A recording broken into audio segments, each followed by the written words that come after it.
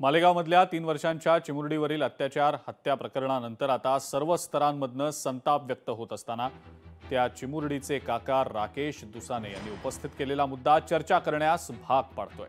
या प्रकरणातल्या आरोपीनं आपला गुन्हा कबूल केलेला असताना सुनावणी आणि फास्ट ट्रॅक खटला या सगळ्यांची गरजच काय? त्याला थेट फाशी का दिली जात नाही असा सवाल त्यांनी केलाय। आरोपीने सिद्ध केलंय की मी हा गुन्हा केलाय म्हणून सर्व आहे, तर मग विलंब का? जे सत्यत आहेत ते देखील आले। त्यांनाही बोललो की याला इन्काउंटर करा,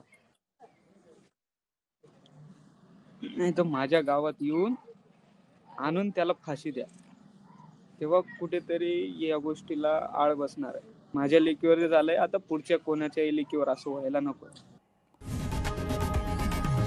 लोकशाही मराठी ऐका, पहा, जागरूक रहा।